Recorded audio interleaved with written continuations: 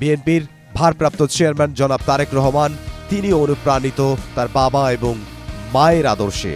তিনিও তার বাবা এবং মা যেই রাজনীতিতে বিশ্বাস করতেন, বাংলাদেশের জাতীয়তাবাদী রাজনীতিতে বিশ্বাস করতেন, সেই রাজনীতিও বিএনপির ভারপ্রাপ্ত চেয়ারম্যান জনাব তারেক রহমান তিনিও সেই রাজনীতিতে বিশ্বাস করেন।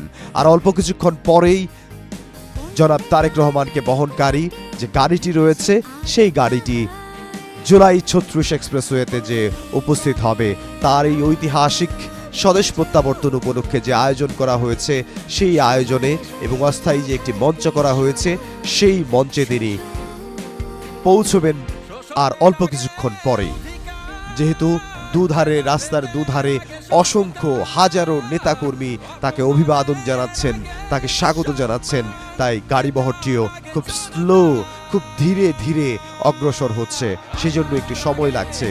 লাখ লাখ জনতা, লাখ লাখ তৃণমূলের কর্মী, বিএনপির তৃণমূলের কর্মী, বিএনপির অঙ্গ ও সহযোগী সংগঠনের কর্মী তারা অপেক্ষা করছেন এবং অনেকেই পায়ে হেঁটে সেই যে জুলাই ৩৬-এর যে মঞ্চ, জুলাই ৩৬-এর যে এক্সপ্রেসওয়ে, সেখানে যে একটি মঞ্চ করা হয়েছে, তার এই ঐতিহাসিক স্বদেশ প্রত্যাবর্তন দিবস উপলক্ষে সেখানে তিনি উপস্থিত হবেন। সেখানে তিনি কথা বলবেন, সেখানে তিনি দিক নির্দেশনামূলক কথা বলবেন, সেখানে তিনি হাজারো মানুষের, লাখো মানুষের অভিবাদনের জবাব দেবেন। লাখো মানুষ যে স্বাগত জানাচ্ছেন, সে বিষয়ে তিনি তাদেরকে অভিবাদন জানাবেন, তাদেরকে ধন্যবাদ জানাবেন, তাদেরকে দিক নির্দেশনামূলক যে বক্তব্য, সেই বক্তব্য তিনি দেবেন। এবং আমরা জানি বিএনপি ভারপ্রাপ্ত চেয়ারম্যান জনাব তারেক রহমান তিনি এই মঞ্চ থেকে ছুটে যাবেন। তার মা বেগম খালেদা জিয়া, বিএনপি চেয়ারপারসন বেগম খালেদা জিয়া, তিনি উপস্থিত হবেন।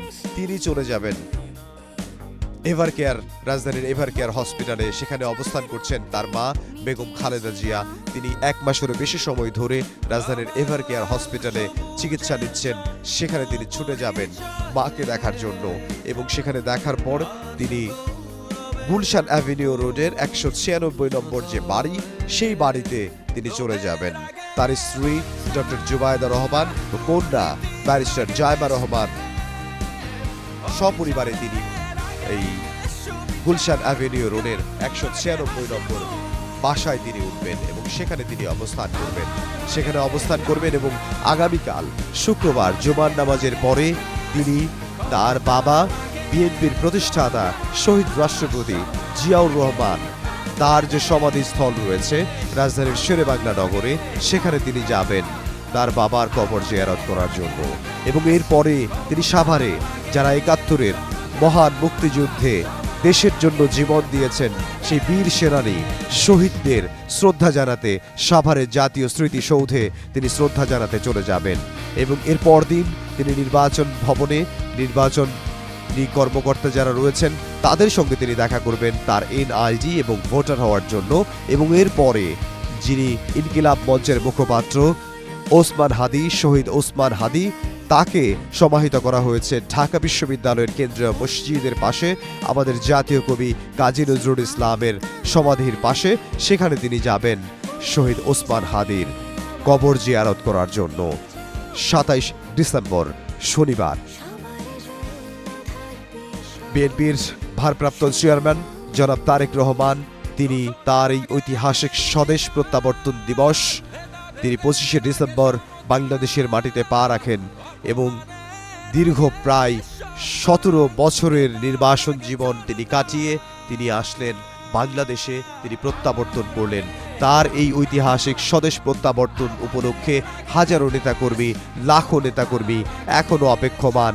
রাস্তার দুধারে তারা দাঁড়িয়ে তাকে অভিবাদন জানাচ্ছেন, তাকে স্বাগত জানাচ্ছেন এবং তাকে যে স্বাগত জানাচ্ছেন তার জবাবও তিনি বাসের মধ্যে থেকে হাত নেড়ে নেড়ে প্রত্যেকের জবাব তিনি দিচ্ছেন।